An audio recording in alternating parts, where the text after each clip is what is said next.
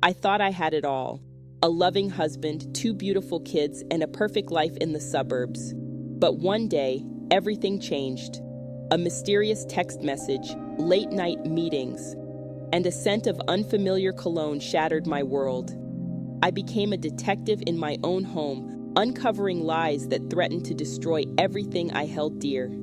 As I dug deeper, I discovered a web of deceit so intricate, it made me question every moment of my married life. Was it all a lie? The evidence piled up, each revelation more heartbreaking than the last. I faced a choice: confront the truth or live in blissful ignorance. But I'm stronger than I ever knew. This is my story of betrayal, resilience, and rebirth. It's a journey that took me from the depths of despair to the heights of self-discovery. What would you do if your perfect life turned out to be perfectly fake? I've always believed that true happiness comes from within. But for years, I thought I had found it in my marriage to Mark. We were the picture-perfect family, two beautiful kids, a cozy house in the suburbs, and careers we both enjoyed. I'm Sarah, a 35-year-old nurse, and this is the story of how my seemingly perfect life unraveled, and how I found the strength to rebuild it. Mark and I met in college. He was charming, ambitious, and had a way of making me feel like the most special person in the world. After graduation, we both landed good jobs, me at the local hospital and Mark at a promising tech startup.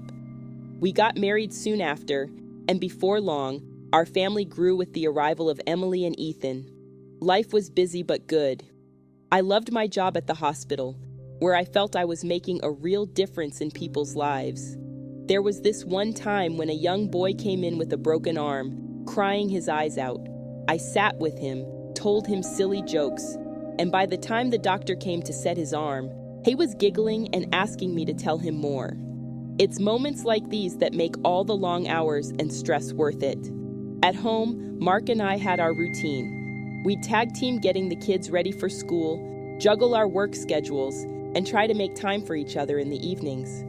Sure, it wasn't always easy, but we made it work. Or so I thought. I remember this one night, about 6 months ago, when things still seemed normal. We had just put the kids to bed, and Mark and I were curled up on the couch, watching some mindless reality TV show. "Hey, babe," Mark said, putting his arm around me. I was thinking maybe we could take a vacation soon, just the two of us. I looked up at him, surprised. "Really, what about the kids?" He shrugged. "They could stay with your sister for a week. We haven't had any alone time in ages." I smiled, feeling a warmth spread through me. "That sounds wonderful. Where were you thinking?" "I don't know, maybe somewhere tropical. We could lounge on the beach, drink cocktails, reconnect." I snuggled closer to him, already daydreaming about sun-soaked days and romantic nights. "I'd love that. Let's start planning." We spent the rest of the evening looking at resorts online, laughing at cheesy promotional videos, and debating the merits of various all-inclusive packages. It felt good to be excited about something together, to be making plans for our future. As we were getting ready for bed that night, I caught Mark looking at me with a strange expression. "What?" I asked, suddenly self-conscious. He shook his head, smiling. "Nothing. I love you, Sarah. You know that, right?" "Of course," I replied, kissing him softly. "I love you too." Looking back now, I wonder if he was already feeling guilty then, if he was trying to convince himself as much as me. But at the time, I was just happy, secure in what I thought was a rock-solid marriage. The next morning was like any other. We got the kids off to school, kissed each other goodbye, and headed off to our respective jobs. I had no idea that this ordinary day was the beginning of the end of my marriage as I knew it. At work, I threw myself into my duties, checking on patients, administering medications, and offering comfort where I could. My colleague, Jenny, noticed I seemed particularly chipper. "What's got you in such a good mood?" she asked as we were updating charts at the nurses' station. I couldn't help but grin. Mark and I are planning a vacation, just the two of us. Jenny raised an eyebrow. Ooh, sounds romantic. When's the last time you two got away without the kids? I had to think about it. Gosh, probably our 5-year anniversary. It's been a while. Well, it's about time, Jenny laughed. You two deserve it. You're like the perfect couple. I felt a surge of pride at her words. We work at it, I said, trying to sound modest. But yeah, we're pretty happy. If only I had known then how quickly everything was about to change. But in that moment, I was just a woman in love, looking forward to some quality time with her husband, completely oblivious to the storm that was brewing on the horizon. I guess life has a way of sneaking up on you when you least expect it. It was about a month after Mark and I had started planning our vacation that I first noticed something was off. At first, it was just little things, the kind of stuff you'd normally brush off without a second thought. It started with Mark suddenly announcing he was going to start hitting the gym. Now, don't get me wrong, I was all for him taking care of his health. But it seemed to come out of nowhere. Babe, I signed up for a gym membership today. He casually mentioned one evening as we were cleaning up after dinner. I paused, dish in hand. Oh, what brought this on? He shrugged, not meeting my eyes. Just thought it was time to get in shape, for our beach vacation. I nodded, trying to ignore the little niggle of doubt in my gut. That's great, honey. Maybe I should join too. He looked up then, almost too quickly. Oh, you don't need to. You look perfect as you are, I smiled, pushing away my unease. It was sweet of him to say that, right? But then came the diet changes. Suddenly, our fridge was full of protein shakes and lean meats. Mark, who had always loved my homemade lasagna, started picking at his food during family dinners. Are you feeling okay? I asked one night, watching him push his pasta around his plate. Yeah, just watching what I eat, he replied, not looking up. Emily, our little firecracker, he piped up. Daddy, don't you like Mommy's cooking anymore? I saw Mark flinch slightly. Of course I do, sweetie. Daddy's just trying to be healthier. I tried to keep things light.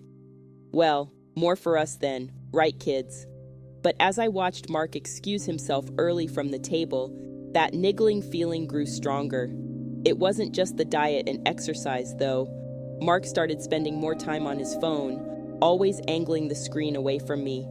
I'd catch him texting late at night, the blue glow of the screen illuminating his face in our dark bedroom. One night, I couldn't take it anymore.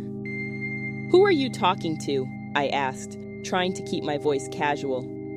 He jumped, quickly locking his phone. Oh, just work stuff. Sorry, did I wake you? I shook my head, not trusting myself to speak. Work stuff, at midnight. But the real kicker came when Mark started having these mysterious meetings outside of normal work hours. The first time it happened, it was a Tuesday evening. Hey, I've got to head back to the office, he said, grabbing his keys. Big project coming up, I frowned. Now it's almost 8 p.m. He wouldn't quite meet my eyes. Yeah, we're on a tight deadline. Don't wait up, okay? As I watched him drive away, I couldn't shake the feeling that something wasn't right.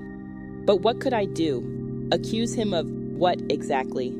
These meetings started happening more frequently, sometimes even on weekends. Each time, Mark had an excuse ready. Client emergency. Conference call with the overseas team. Presentation prep. I wanted to believe him, I really did. But doubt was starting to eat away at me. One Saturday, while Mark was at another meeting, I found myself confiding in my best friend Lisa over coffee. I don't know, Lisa. Am I crazy for feeling this way? Lisa reached across the table, squeezing my hand.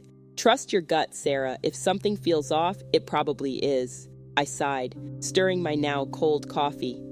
But what if I'm just being paranoid? He's never given me a reason not to trust him before.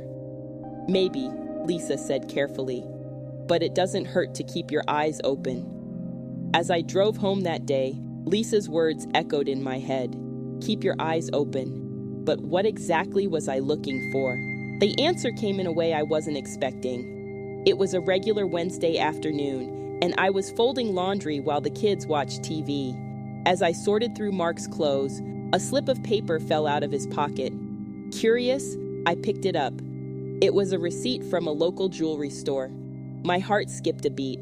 Our anniversary was months away, and my birthday had just passed. Why would Mark be buying jewelry? For a moment, I let myself hope. Maybe it was a surprise for me. I just because gift. But as I stared at that receipt, all the little oddities of the past few weeks came rushing back. The gym membership, the diet, the late night texts, the meetings. I felt like I couldn't breathe. No, I told myself. There had to be an explanation. Mark loved me. We were happy, weren't we? I tucked the receipt back into his pocket, my hands shaking slightly. I didn't confront him about it that night, or the next. I told myself I was waiting for the right moment, but deep down, I think I was just scared of what the truth might be. As I lay in bed that night, Mark snoring softly beside me, I couldn't help but wonder, was this the beginning of the end? Or was I letting my imagination run wild? Little did I know, this was just the tip of the iceberg. The real storm was yet to come. You know that feeling when you're watching a horror movie, and the main character is about to open a door you just know they shouldn't. That's how I felt in the weeks that followed. Every day, it seemed like there was a new door I was afraid to open, a new suspicion I didn't want to confirm. Mark's behavior was becoming more and more erratic. Those meetings I mentioned, they were happening almost every weekend now, and the excuses were getting flimsier by the day. One Sunday morning, as Mark was rushing out the door, I couldn't help but ask, "Another meeting on a Sunday?"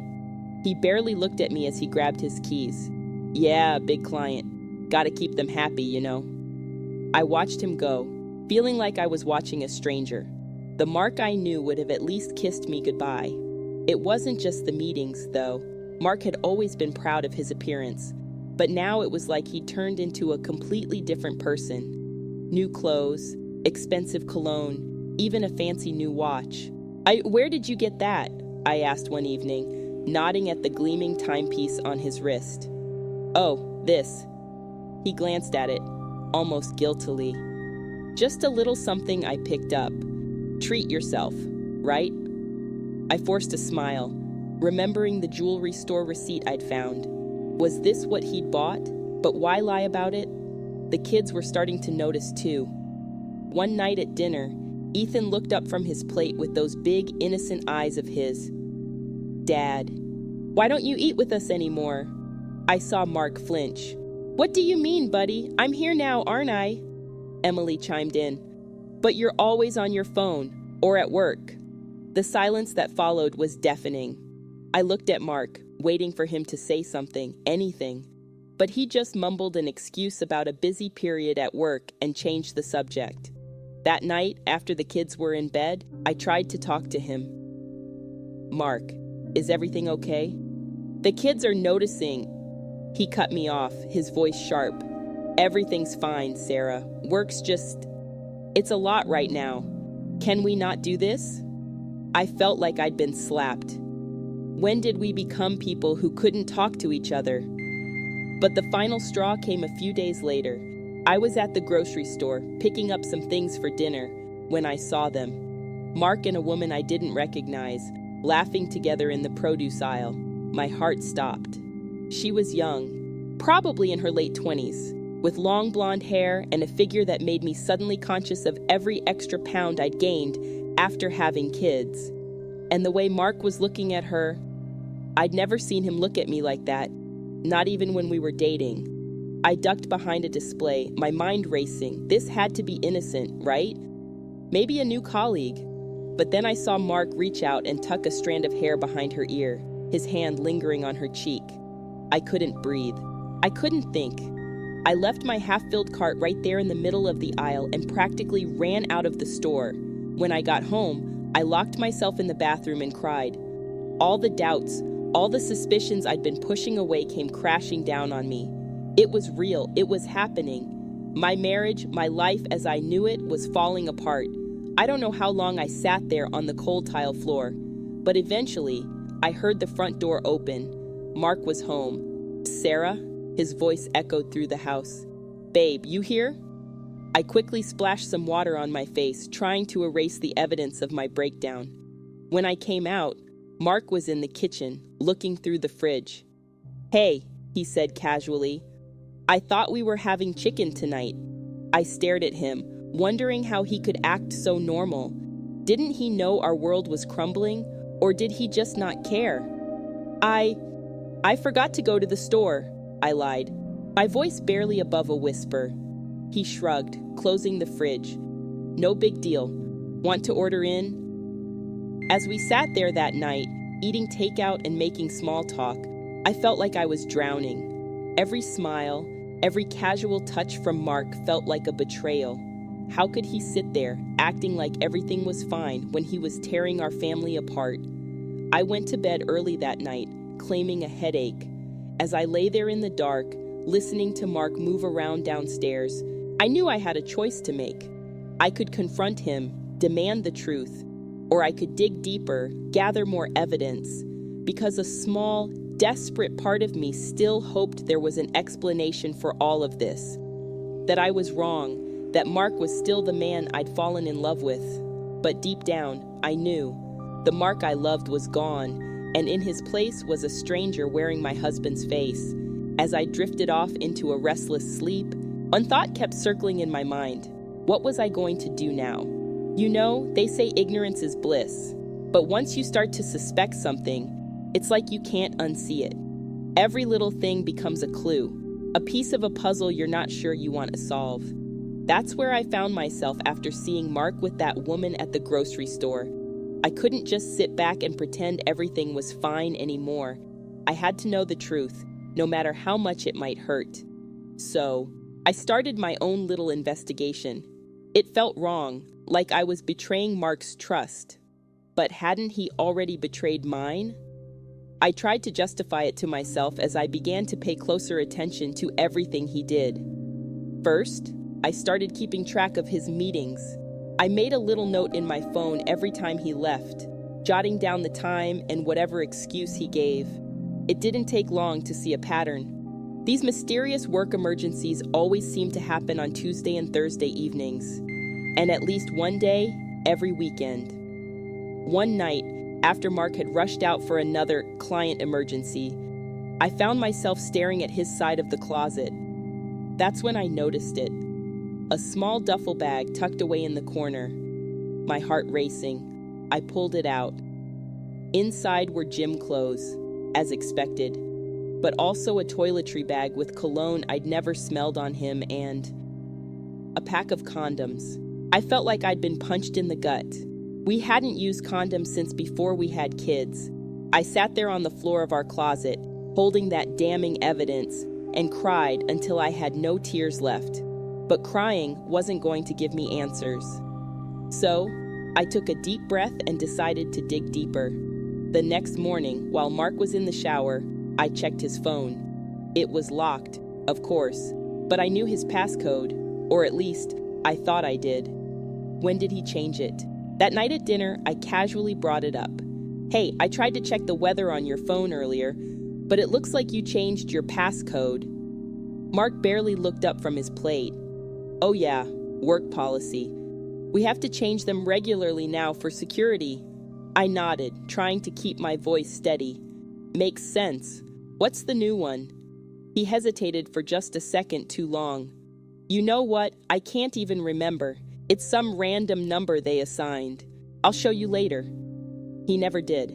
My next step was to check our phone bill. I spent hours going through months of records, noting down numbers Mark called or texted frequently. One number stood out, dozens of texts and calls, always during those mysterious meeting times. With shaking hands, I dialed the number from our landline, holding my breath as it rang. "Hello?" A woman's voice answered, young, cheerful. I hung up immediately, my suspicions confirmed. I felt sick, but I couldn't stop now. I needed to know everything. One day, when Mark said he had to work late, I decided to drive by his office. His car wasn't in the parking lot. Where was he really? I found myself driving aimlessly around town, half hoping, half dreading that I might spot his car somewhere. And then I did. Outside a small Italian restaurant across town, a place we'd never been to together. I parked across the street, my heart pounding. Should I go in? Confront them? But what if I was wrong? What if it really was just a work dinner? As I sat there, debating with myself, I saw them come out, Mark and the blonde woman from the grocery store. They were laughing, his hand on the small of her back.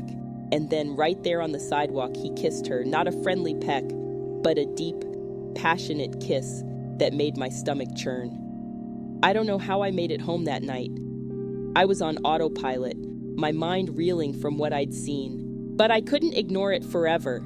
Something had to give, and it did, in a way I never expected. It was a Saturday afternoon. Mark was at another meeting, and I was home with the kids. Emily was coloring at the kitchen table when she looked up at me with those big, innocent eyes.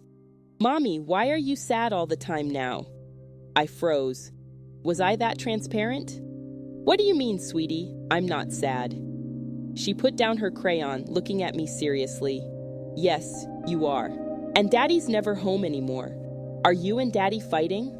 In that moment, looking at my daughter's worried face, something in me snapped. This wasn't just about me and Mark anymore. Our kids were suffering too. They deserved better.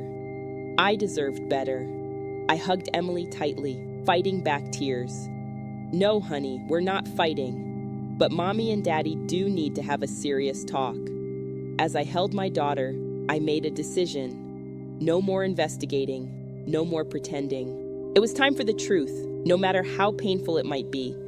When Mark got home, we were going to have it out. One way or another, this limbo I'd been living in was going to end. Little did I know, the confrontation I was planning was going to be even more explosive than I could have imagined. You know that feeling when you're on a roller coaster and you're clicking up to the top of that first big drop? That's how I felt the next few days. I knew the fall was coming, but I couldn't stop it. I just had to brace myself and hope I'd survive the ride. I decided to confront Mark, but I wanted to be smart about it. I needed solid proof, something he couldn't deny or explain away. So I kept digging, even though each new discovery felt like a knife to my heart. My first step was to check our bank statements. I'd always trusted Mark with the finances, but now, well, trust was in short supply. What I found made me sick to my stomach. There were charges for restaurants I'd never been to, hotels in the city, and that jewelry store again. Each one felt like a betrayal. But the real kicker? I found recurring payments to a gym I'd never heard of. Remember that duffel bag I found? Yeah, turns out those weren't just for show. I decided to check it out. The gym was in a part of town I rarely visited, all sleek and modern. I walked in, heart pounding, and approached the front desk. "Hi," I said. "He comes here all the time." Tall guy, dark hair, recognition dawned on her face. "Oh, you must mean Mark Davis. He usually comes in on Tuesday and Thursday evenings, around 7. Davis. My husband was using a fake name, and those times, they matched up perfectly with his meetings. I mumbled a thank you and practically ran out of there. In my car, I broke down. It was real. It was all real. And I had proof, but I still wasn't done. Call it masochism. But I needed to know everything. So I did something I'm not proud of. I installed a GPS tracker on Mark's car.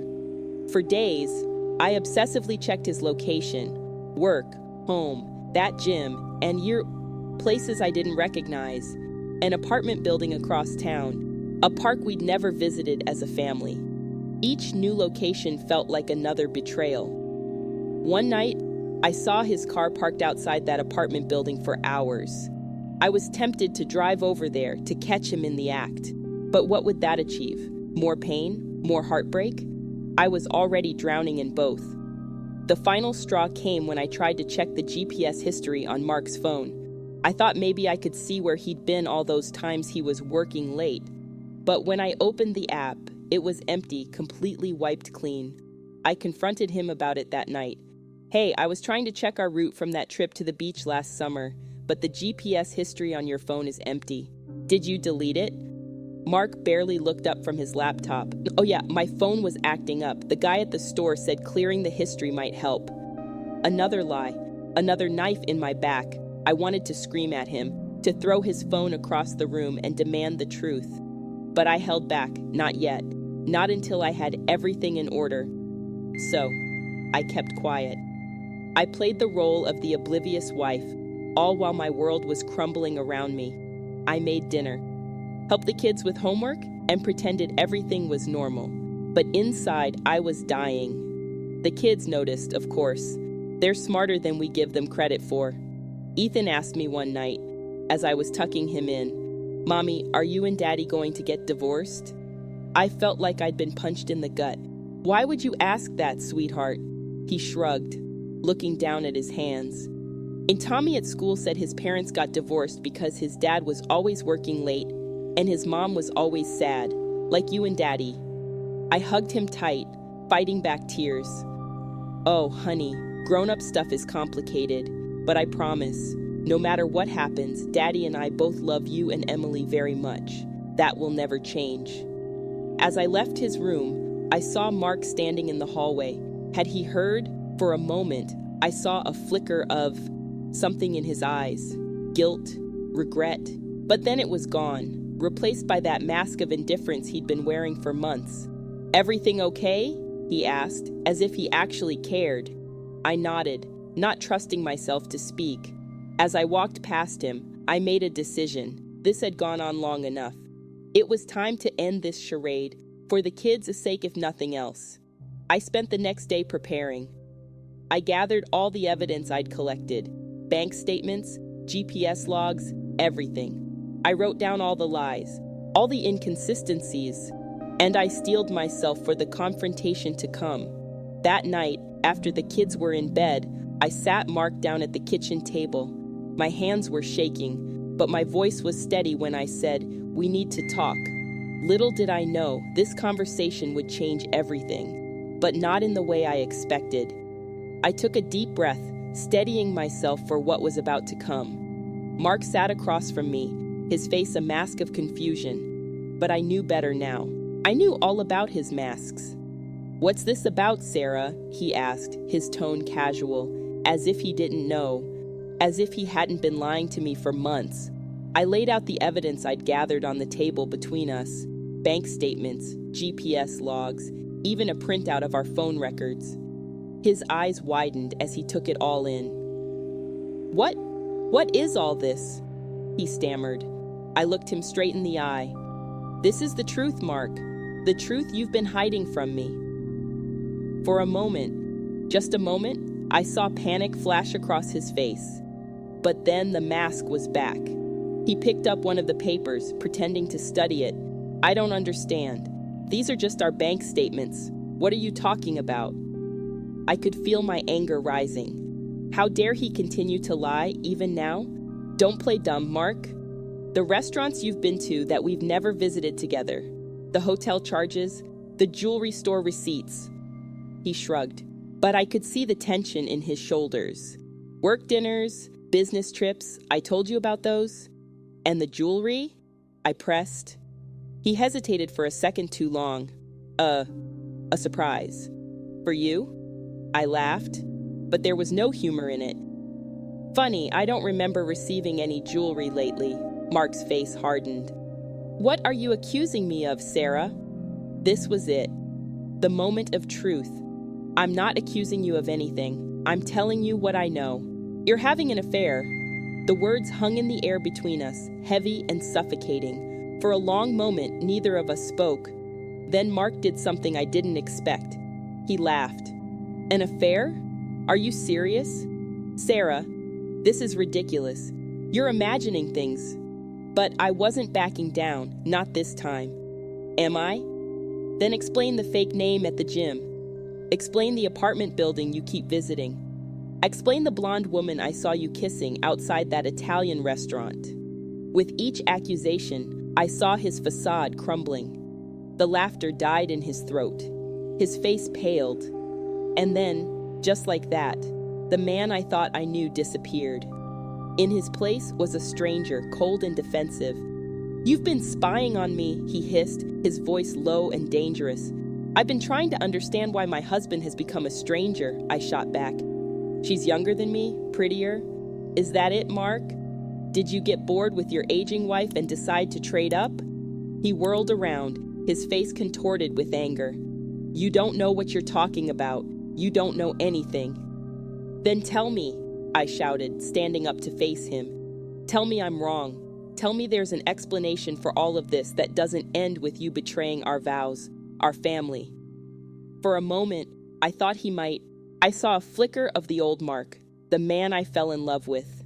But then it was gone, replaced by cold determination. "I don't have to explain myself to you," he said, his voice icy. "You want to play detective? Fine. But don't expect me to stand here and be interrogated in my own home." He stormed out of the kitchen. I heard him grabbing his keys, his wallet. The front door slammed, and then he was gone. I sank back into my chair, feeling drained. This wasn't how I expected this confrontation to go. I don't know what I thought. That he'd break down and confess. That he'd beg for forgiveness. Instead, I was left with more questions than answers. As the night wore on, I waited for Mark to return, to explain, to at least try to deny it all again. But he didn't come back. My calls went straight to voicemail. My texts were left unread. Around midnight, I got a text from a number I didn't recognize. "He's with me. Don't wait up." I stared at those words until they blurred through my tears. It was real. It was all real. And there was no going back. The next few days were a blur. I went through the motions for the kids, sake, but inside I was hollow. Mark came home eventually, but we barely spoke. He slept in the guest room. We danced around each other, two strangers sharing a space that used to be filled with love. I knew I should be angry. I should be plotting my revenge, figuring out my next move. But all I felt was tired of the lies, the suspicion, the pain. But as I tucked Emily and Ethan into bed one night, something shifted in me, looking at their innocent faces. I realized I couldn't just give up. I had to fight, not for Mark, not for our marriage, but for them, for the life they deserved. I made a decision that night. I was done being the victim. I was done waiting for explanations or apologies that might never come. It was time to take control of my life, with or without Mark.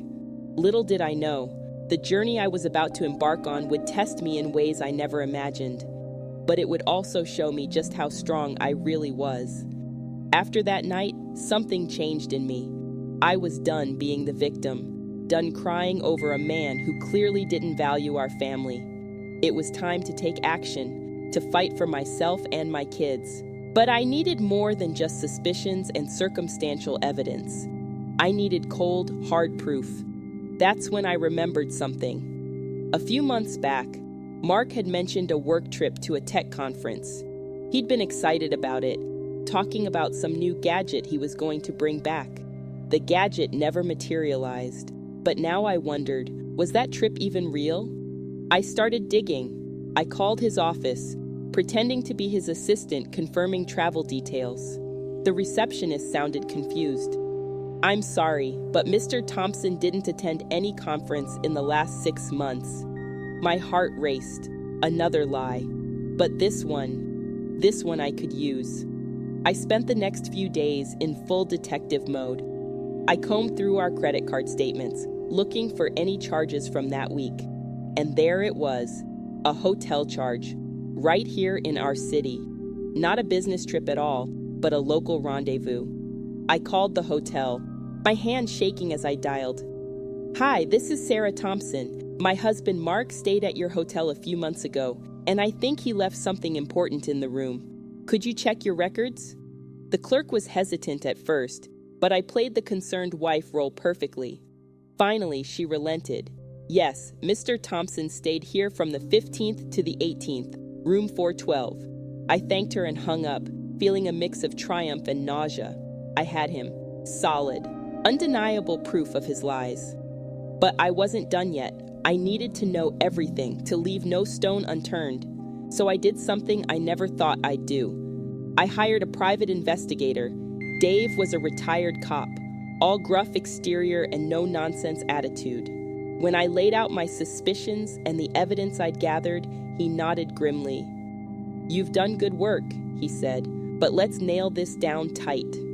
For the next week, Dave tailed Mark. Every late night at the office, every business lunch, every supposed gym session, Dave documented it all. When we met again, Dave's face told me everything before he even opened his mouth. "I'm sorry, Mrs. Thompson, but you were right."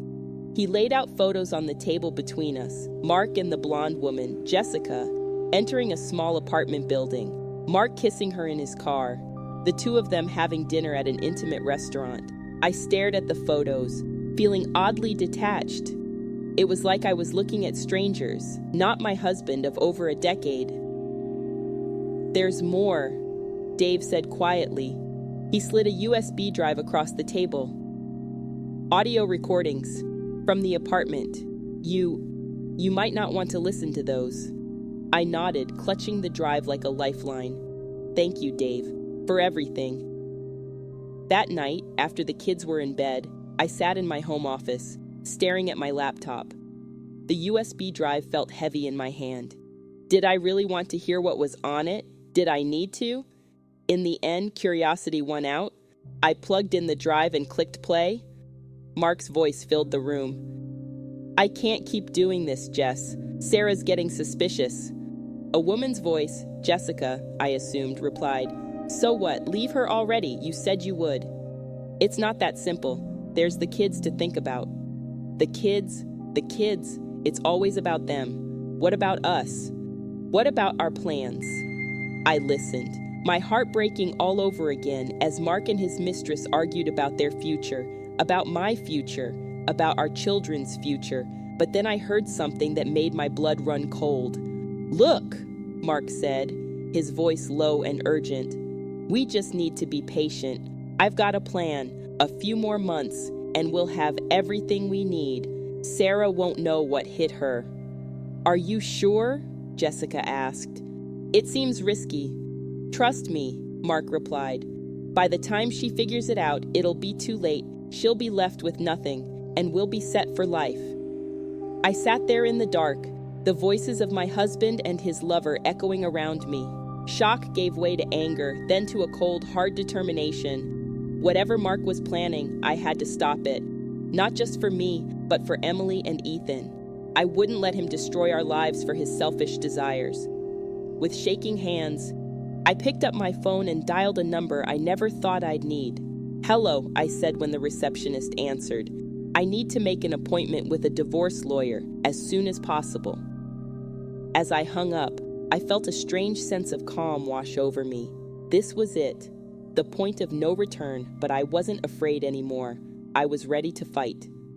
I looked at the photos spread out on my desk, at the USB drive that held the damning evidence of Mark's betrayal. I had everything I needed now. No more doubts, no more second guessing. It was time to end this charade once and for all. Time to confront Mark with the truth he couldn't deny or explain away. And this time, I wouldn't back down. As I gathered up the evidence, preparing for the confrontation to come, I felt stronger than I had in months. Whatever happened next, I knew one thing for certain. I would survive this. I would come out stronger, and I would make damn sure my children had the life they deserved, with or without their father.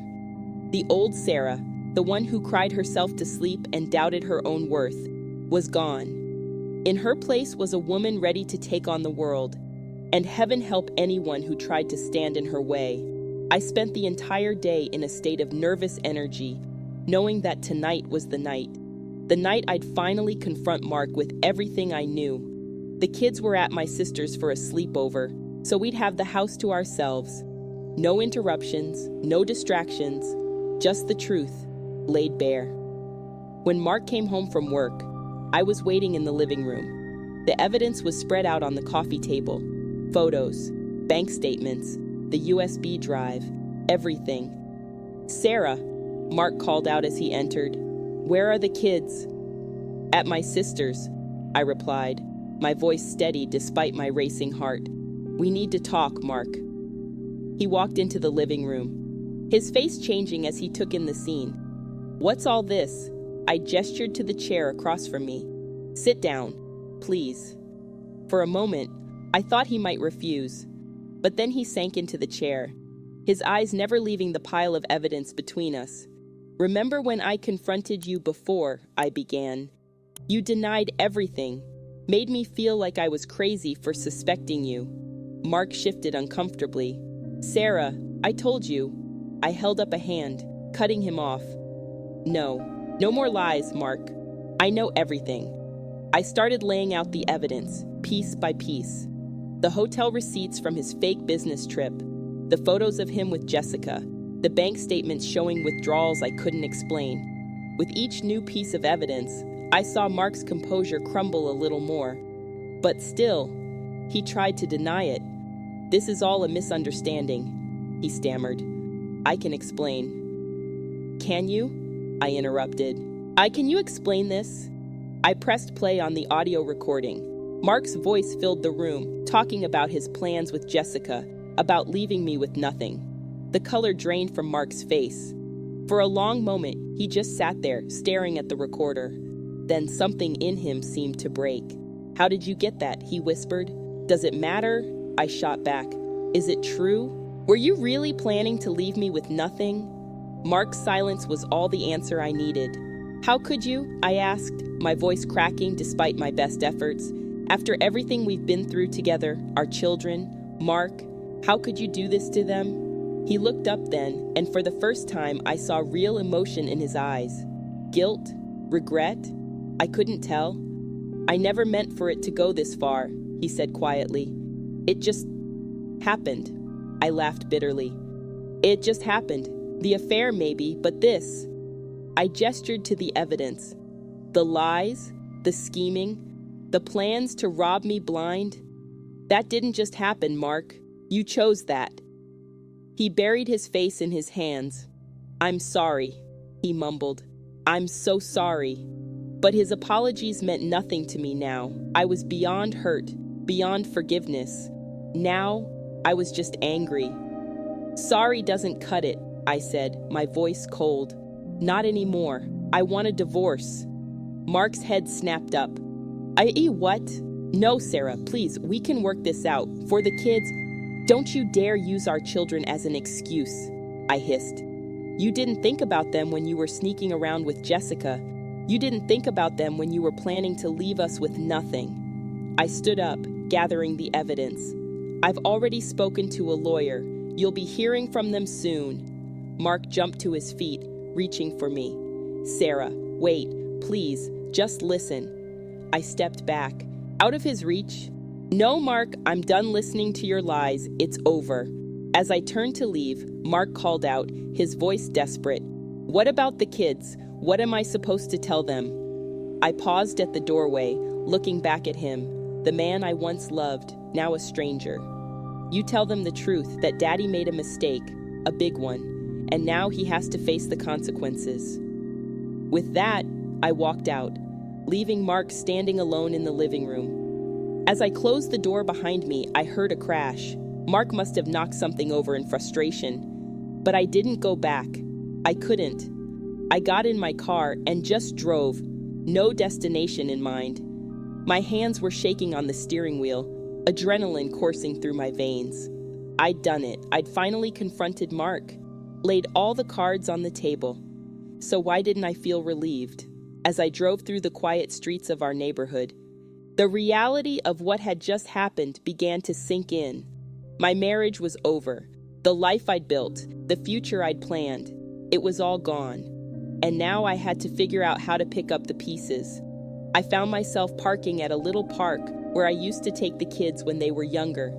It was deserted at this hour, the playground equipment casting long shadows in the moonlight. I sat on a swing, gently rocking back and forth as I tried to process everything. Part of me wanted to break down and cry, to scream at the unfairness of it all. But another part, a stronger part, felt free. For months, I'd been living under a cloud of suspicion and fear. Now, the truth was out.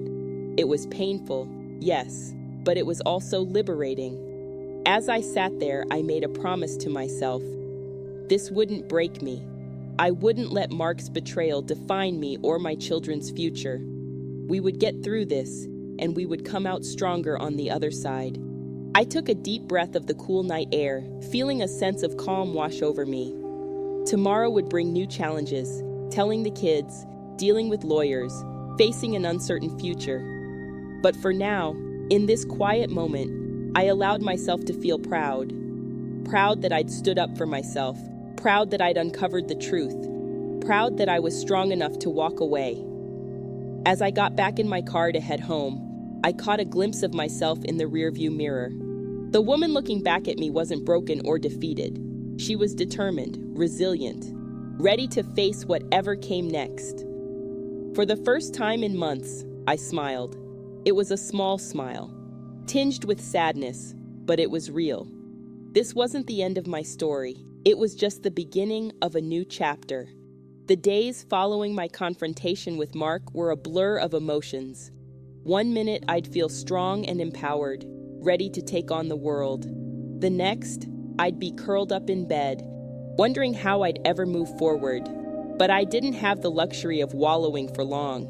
I had two little people depending on me, and they needed their mom to be strong.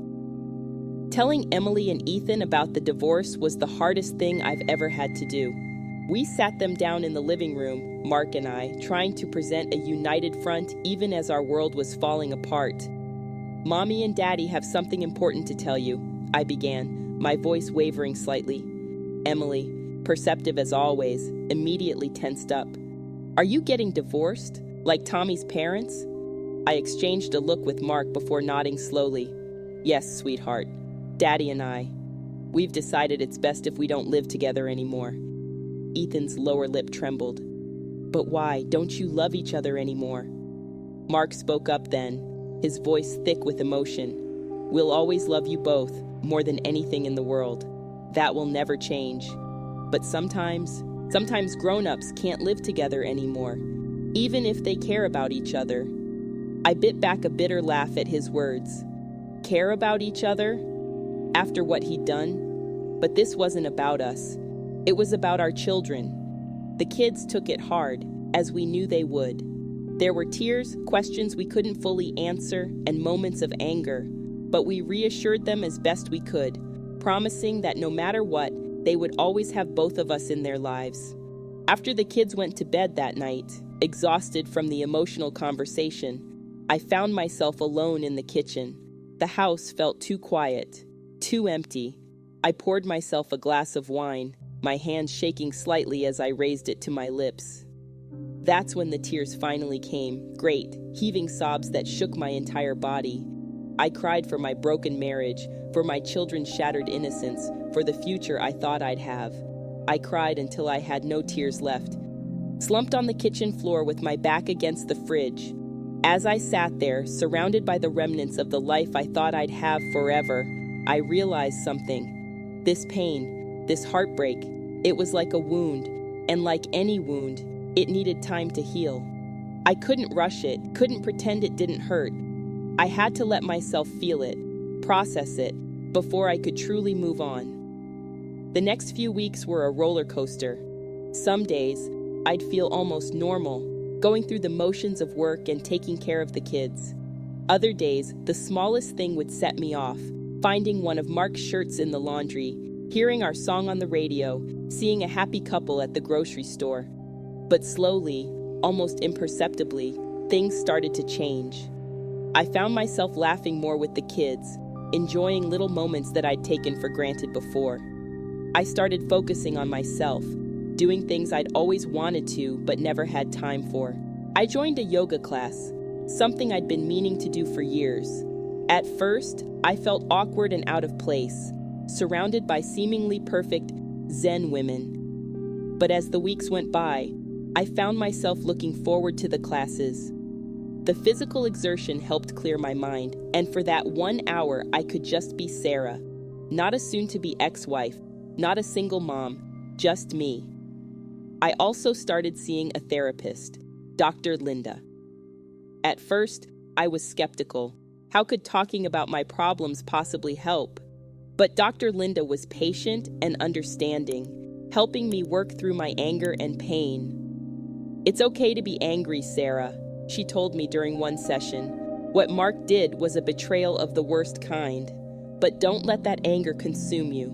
Use it as fuel to build a better life for yourself and your children." Her words stuck with me, becoming a sort of mantra as I navigated my new reality.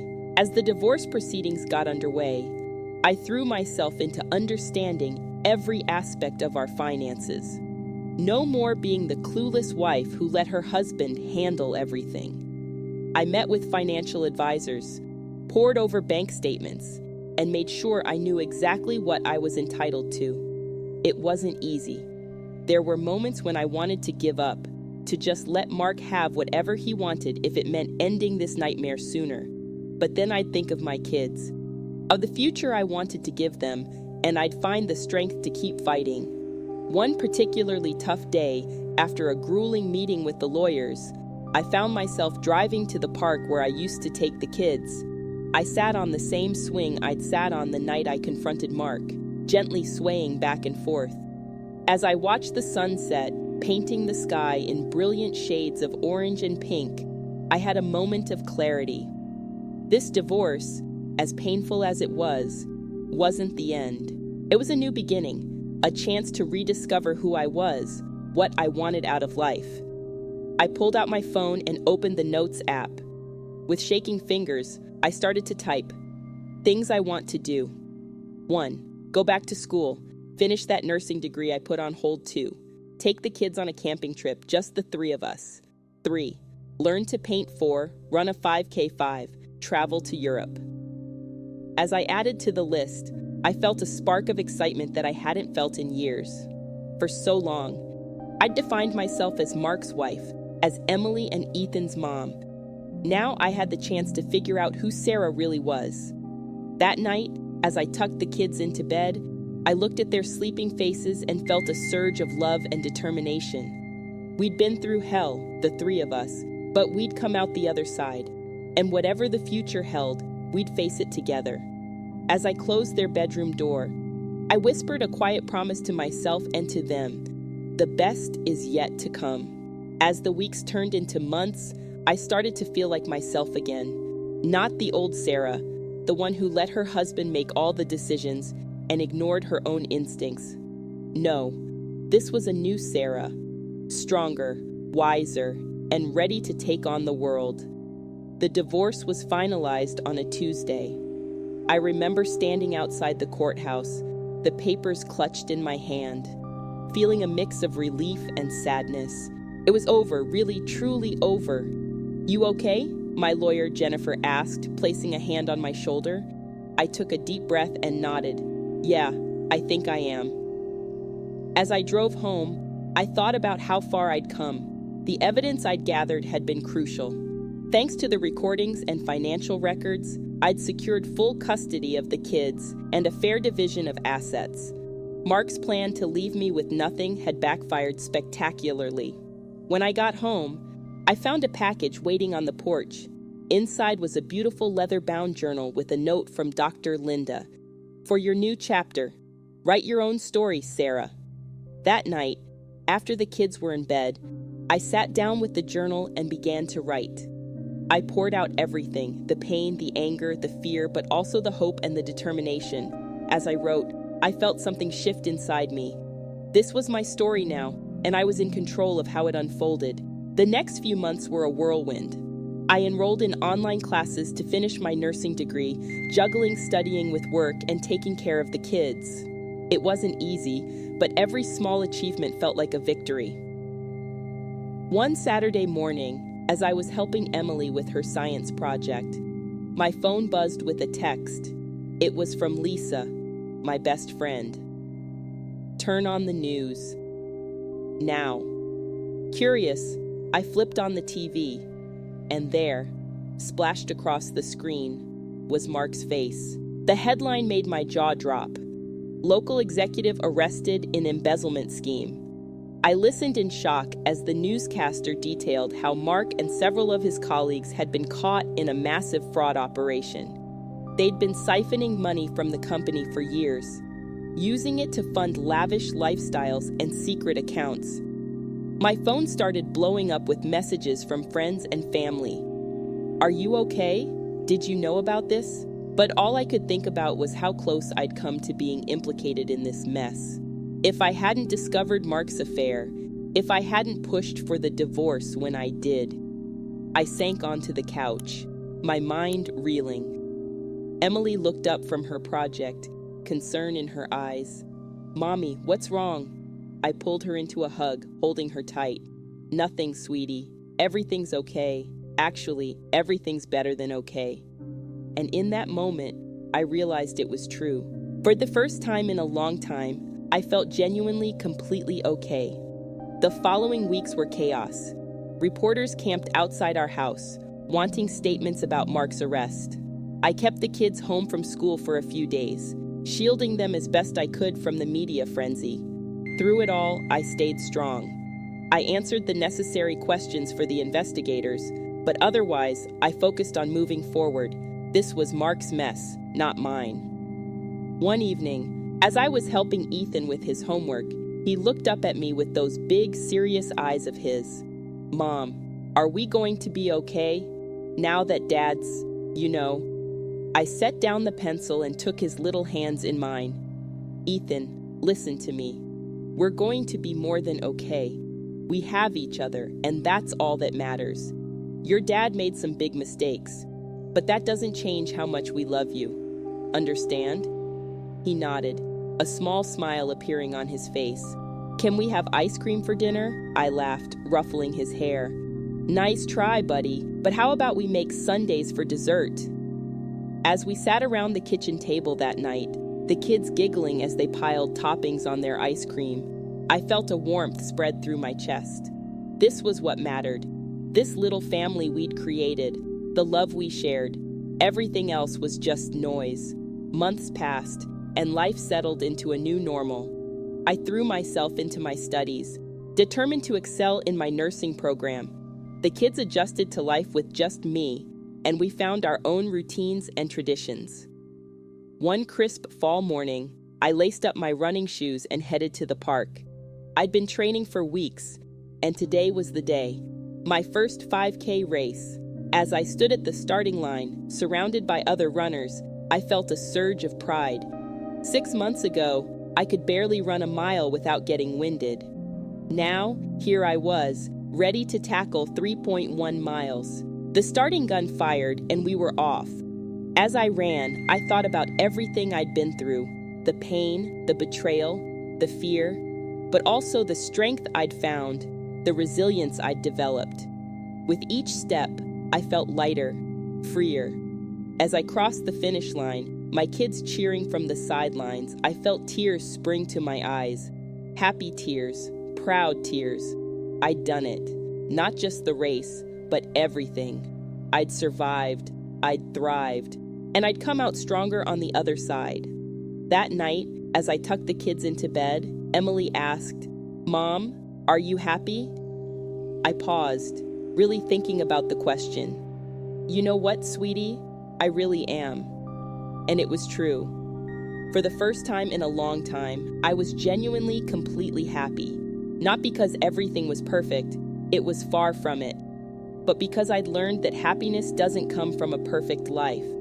It comes from embracing the imperfections, from finding strength in the struggle, and from loving fiercely through it all. As I closed their bedroom door, I caught a glimpse of myself in the hallway mirror. The woman looking back at me wasn't the same one who had discovered her husband's betrayal all those months ago.